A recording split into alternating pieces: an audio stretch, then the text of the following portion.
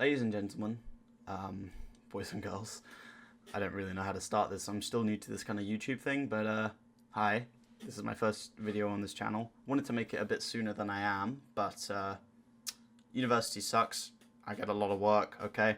I think I was working once just for 4 months straight, coursework after coursework after coursework, so I don't have a lot of free time. And as of recently, the free time I've been spending was prepping for a tournament I just won. And it was a Blitz tournament, an over-the-board tournament. I played 10 games of Blitz, and I won 10 games. Now, I was going against some strong players, and I expected with White to face E5, C5 the most.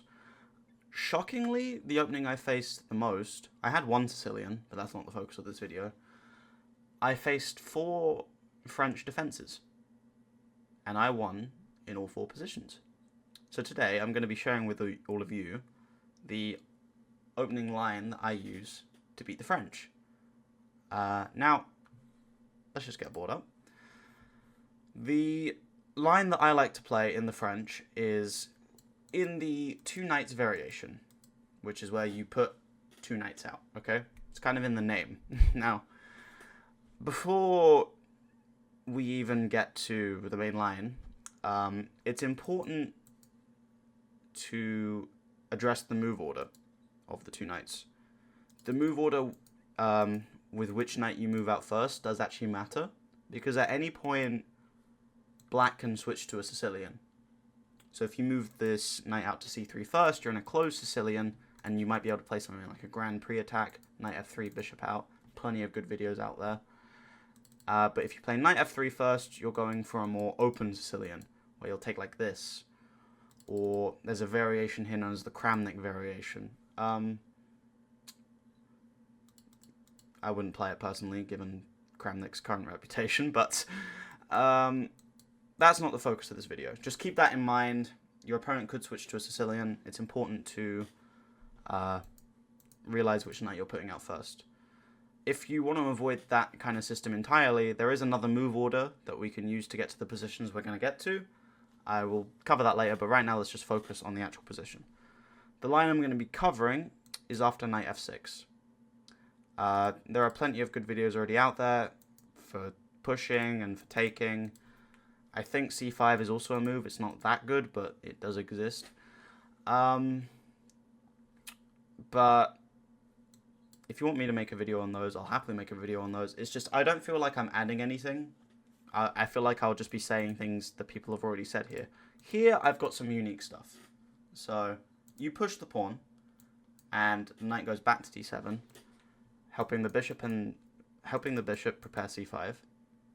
So we play d4, they play c5, right? Typical French stuff. And here we deviate from the main line. The main line is d takes c5. Here, we're actually going to be playing bishop g5.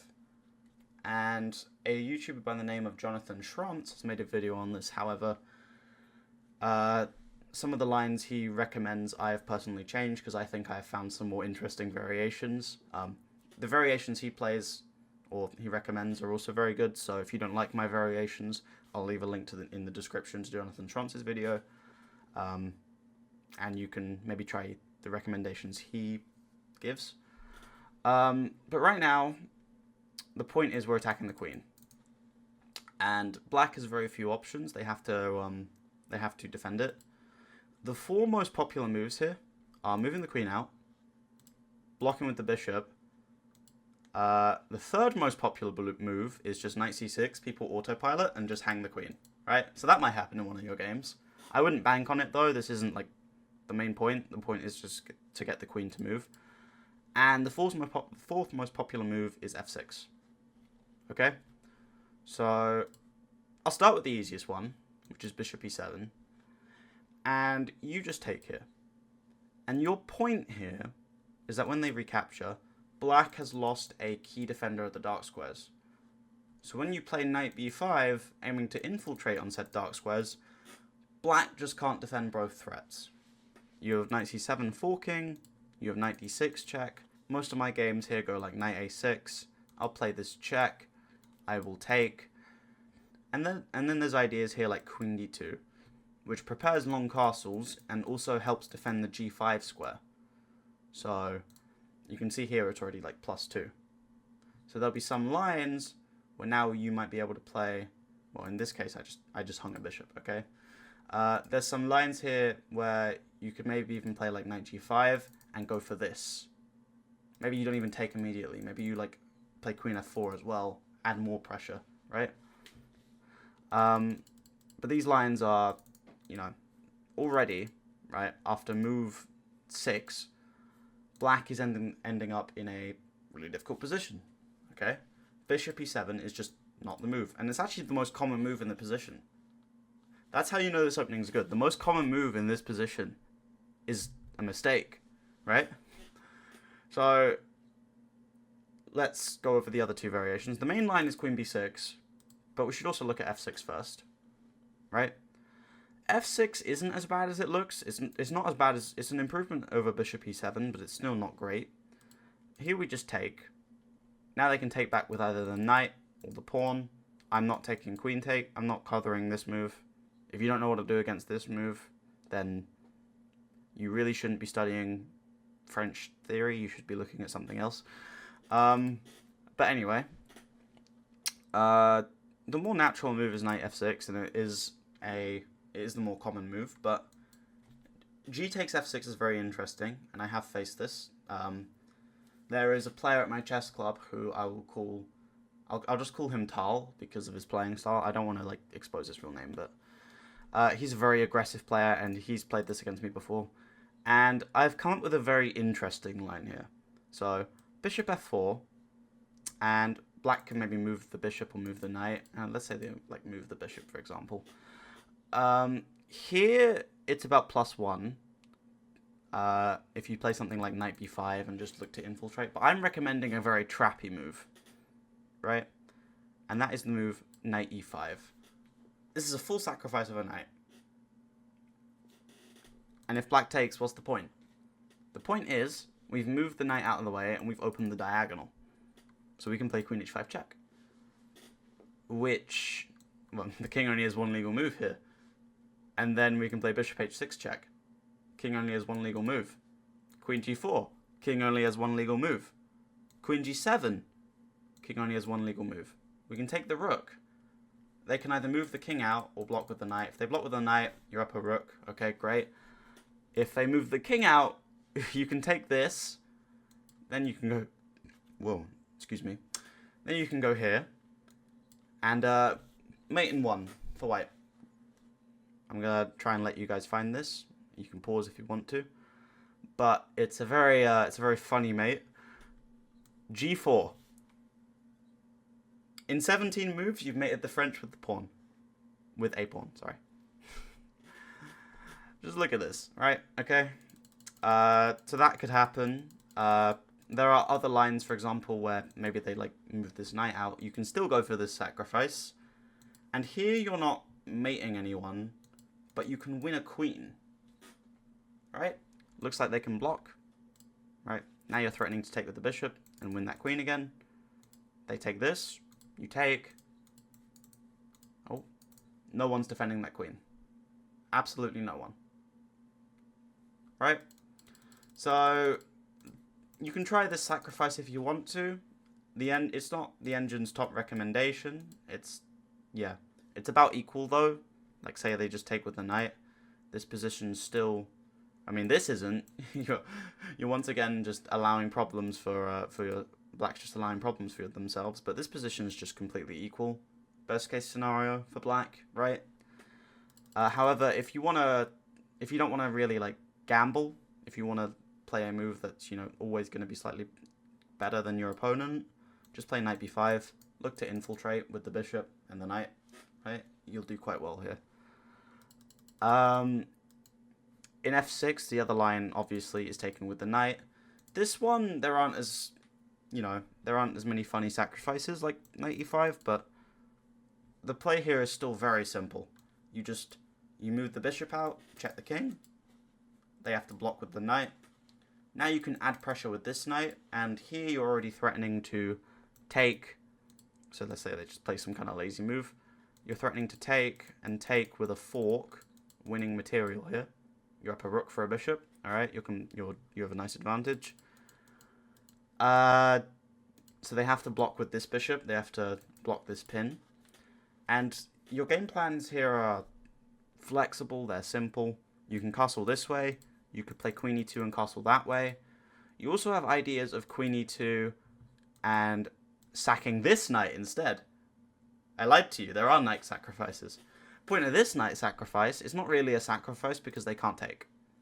They've just opened up a big line of attack to their king, and we can just take this knight with check, and we will win the queen. They block like this, we win the queen. They block like this, we still win the queen. Okay? The queen's gone. So there are all these ideas to sacrifice knights and checkmate the opponent's king with a pawn in these f6 variations, but f6 is a fairly rare move. It only occurs, I think, about 6% of the time, according to the database. 5%. Yeah, it's more common that they'll just hang a queen, which is kind of interesting. Bishop e7 is the most common move, but we should cover the main line here, the best move. Queen b6. And I talked about earlier that Jonathan Schrontz has a video on this exact position, and here he recommends the move d takes c5.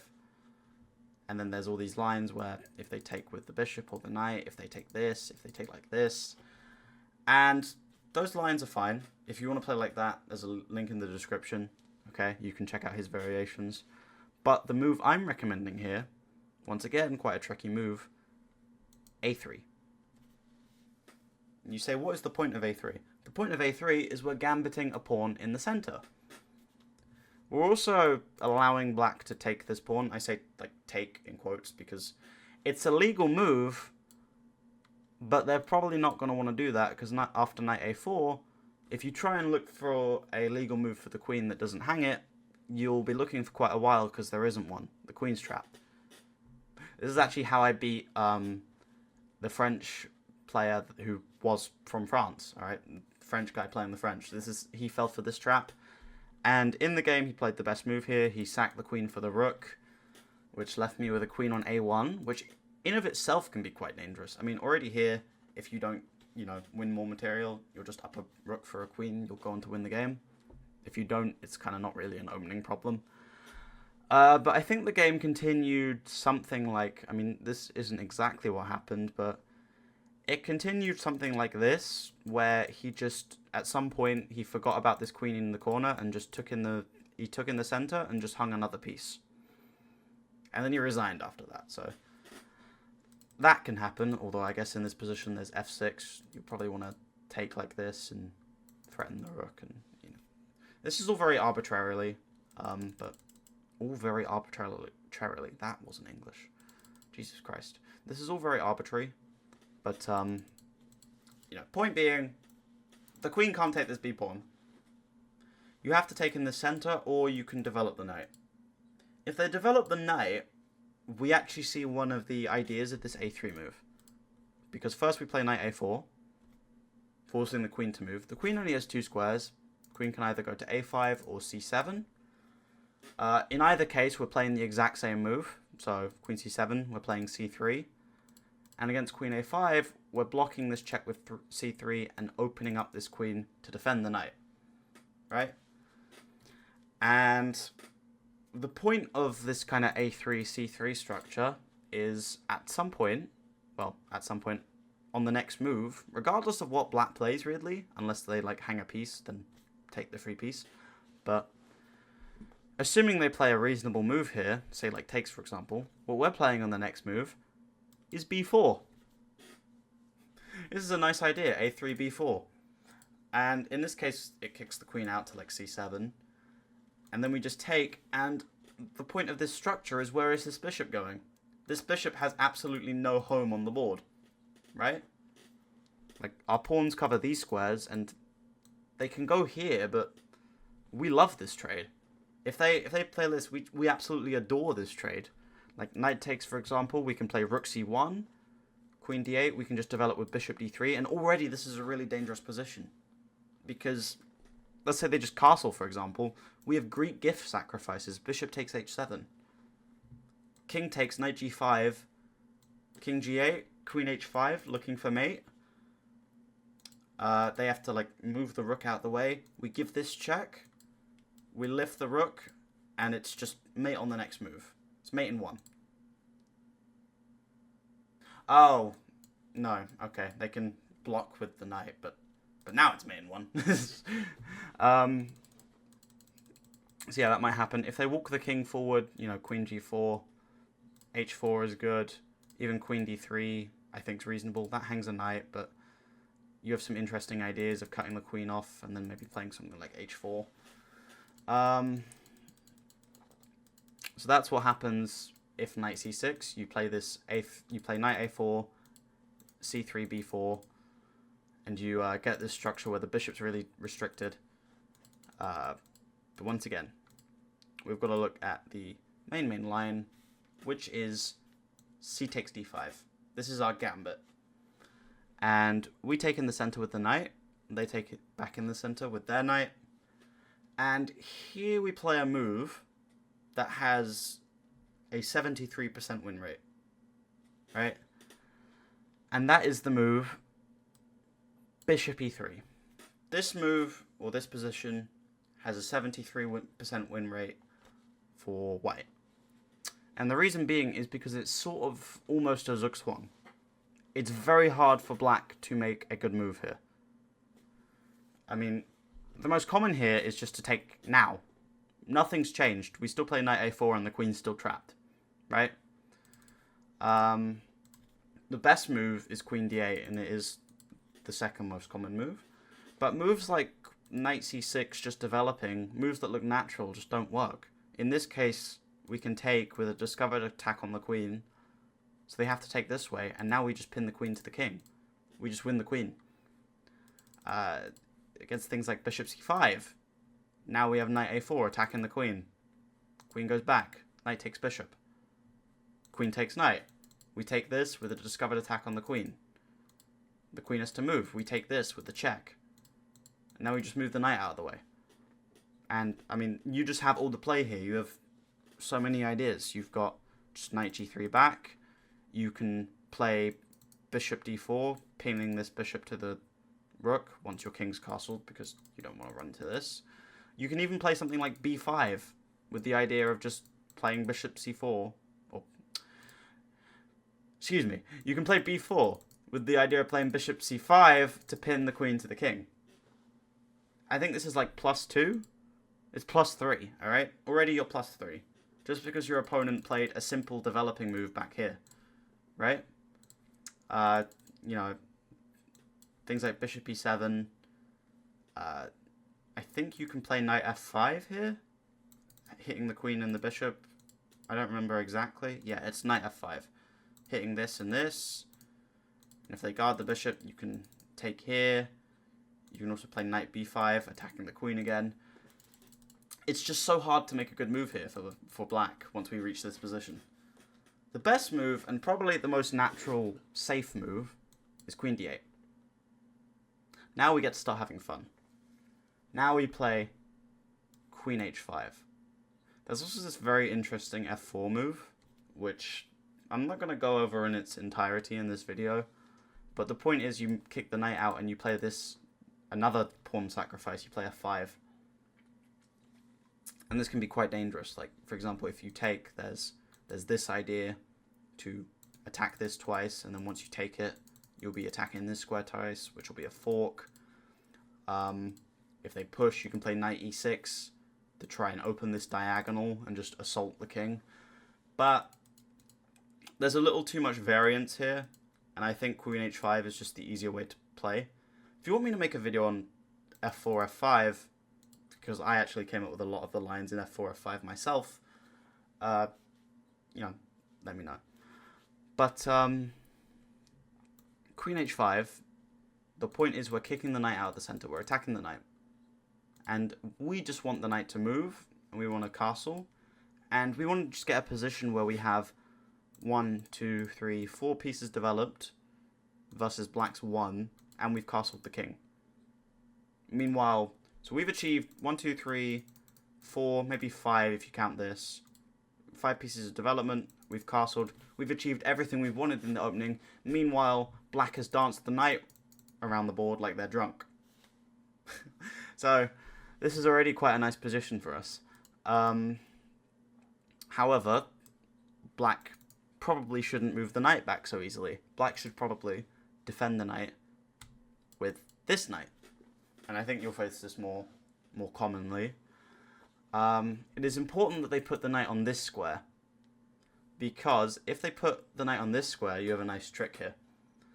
They've blocked their bishop, right? This bishop doesn't see this pawn, and this pawn is pinned to the king by this queen. So, let me ask you this question. How many defenders does this pawn have? If you said none, you're correct. That is a free pawn. You have this really nice trick in a lot of positions. I mean, here, you know, it's +2 or +3 almost. If they move the knight back now, you can take like this in this position. If they play like this and then you kick them out, you have this move, right? Which is actually the main line. So if they play this, you can take. If they play this, you can take. If they play this, we're going f4 to try and force the knight back so we can take again. This trick is exploited a lot, right? In you know, all these kind of variations of knight moves. But knight c6 is the best move, and we play f4. And the best move here in this position is actually g6, counterattacking us. But first I'll cover what happens if the knight goes back. Now we take this pawn, and this is the only variation when we're not already, you know, have a massive advantage. And the reason being is because black can generate counterplay with their knight. So we take their queen here, they take our queen, and now we've got to get this knight out. So naturally, to get this knight to a safe square, we just castle and hang the knight entirely. The point behind this sacrifice is that if the king takes, we just have a fork immediately. So like bishop d7, you take this, now you're +2. Alright, you already have a nice advantage here. If they take with the knight, you can just take here. You threaten c7, threatening the king and the rook, right? So black should guard that square. Now you can play bishop e2, attacking this knight, and this knight is actually just trapped. And what they should do is they should just take a pawn on their way out like this and accept a position where we have a lead in development and we have the bishop pair and we have just a nice advantage. However, they could play this way, which allows us to take the knight with check and then take this bishop. And here we're about +4. Because our lead in development is absolutely massive. We have the bishop pair. This structure's horrible. We'll play something like g3 to reinforce our structure. And the position here is just quite nice. The best move here is to just ignore us entirely and move this knight back, defending this pawn. So now we should take their knight, they take our knight, and now we're not completely winning anymore. It's an equal position, but our position's quite nice. We've won our pawn back. We've got a nice, reasonable lead in development, and you know we've got our king to safety already, and we can actually start some kind of whoa. We can start some kind of kingside attack when they castle. That's hard to say very quickly. Apologies. So that's what happens if they allow us to kick their knight back and then allow us to take. They shouldn't allow this. The best way, according to the engine, is for them to play g6, so that when we move our queen back to h3, they can play this, and we no longer have this pin. So this is no longer free. That's kind of tricky to remember. This was free before, now it's actually defended again. But, okay, so we can't take that pawn on e6, we can't win our pawn back and get a reasonable position. But here we can still just long castle. Bishop g7, bishop e2. Castles, we can play g4. And we already have a position where we're just already starting an attack on the king side. Right? the position is around equal here, and black has played the best way. They have played all the top engine moves, and still they've avoided all our traps, but now they've got to deal with a position where we're just going to basically hit them over the head with a bludger on the king side, right? Like, if they try and play naturally here, they could potentially screw up very quickly. Like, if they, let's say they try to, like, start their own kingside attack, right? Like, a6. We can move this queen and allow the h-pawn to come through, so like queen g3, b5, h4. Oh, apparently here we're already winning with, oh, yeah, I hung a knight, the doy. So they should probably take first, right? They shouldn't really trade this bishop away. They should probably keep this, so maybe something like b5. Now we can play h4, and, you know, we'll start an attack on their side of the board. a5 hangs that, so don't do that. Rook b8 to maybe try and go b5. We can take, you can play h5, and we're already arriving on the king side. Right? Our attack is going to be much faster than their attack. They have to defend us. We're putting them in a really passive spot if they play the top engine way. And that's really it, to be honest with you. The only thing I should cover is I haven't covered when the knight goes back to g6. I should also cover this very briefly, but this isn't good. You can just take it and castle. You've opened up a direct line of assault to the queen, right? That's just not a good move. Knight g6 is a more respectable move. And here I'm recommending the move f5. And the point behind f5 is, let's say they take. We can play something like knight cb5. I believe it's knight cb5. No? Ah, excuse me. You play bishop b5. Sorry, I'm getting my wires crossed, okay? After they take, you play this. You're putting pressure on this knight. And the point is they have to block now. And you have ideas of taking this. You can also just castle. This pawn structure is horrible. They've just left a huge opening to their king, right? We've gotten every piece developed really quickly. So we can play something like rook e8 soon. Rook e8? Rook e1. So let's say like bishop c5, you can play rook e1 potentially. It's not the best move, but if you get this position, right, you get this check, already we're winning. That's how tricky this opening is. Even if you don't play the best way, black has to be ultra precise, otherwise they'll just lose.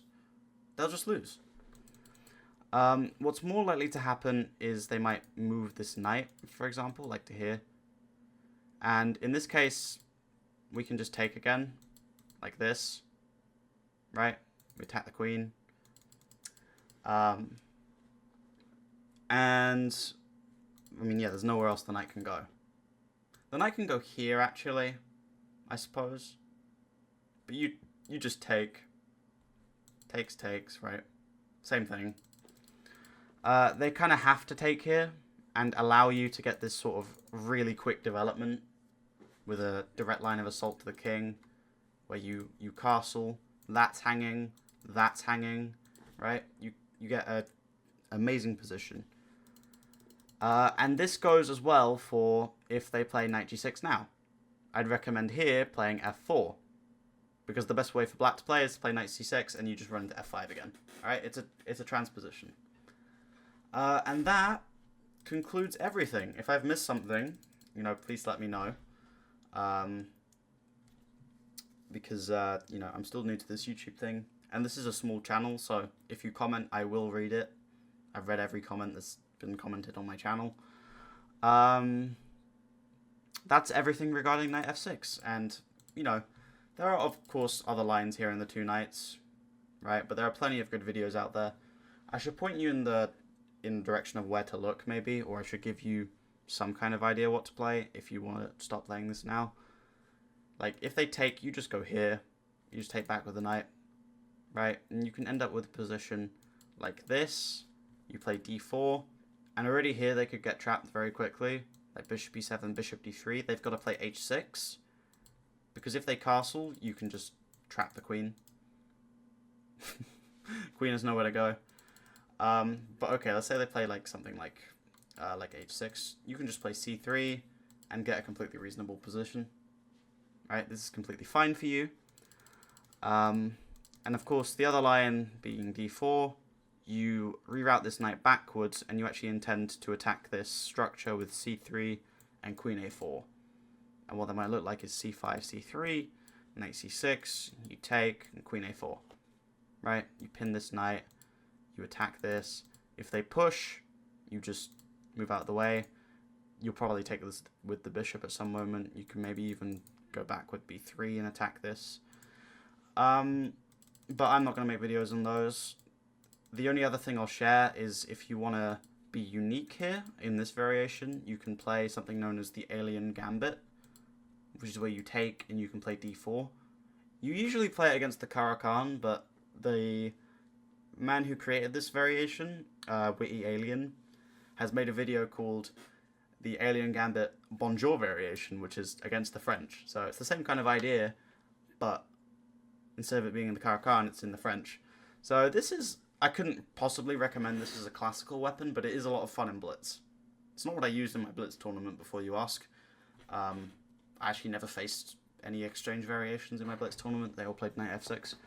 But yeah, now you have an interesting weapon to beat the Steinitz. The only one more thing as well is I mentioned at the beginning there are these c5 moves, right? If you put one of these knights out first, like this, you could potentially avoid that with d4. So they can't really play c5 here. That's just not a good move. They play d5, you play knight c3, and then knight f6, e5, and then knight f3. So you can reach the same thing from a different move order, okay? The only reason I didn't recommend it is because things like the winnower are quite tricky. So, yeah. Now you know, now you have the weapon that I used to win my Blitz tournament, to beat every French defense that I faced, and, you know, check these lines out. If you don't like my recommendations, check out Jonathan Schrontz's video. I'll leave a link to his video and Witty Alien's video on the Bonjour variation in the description. And, yeah. I don't know how to end this because I'm not very good at YouTube, so I'm just going to let the video cut off awkwardly.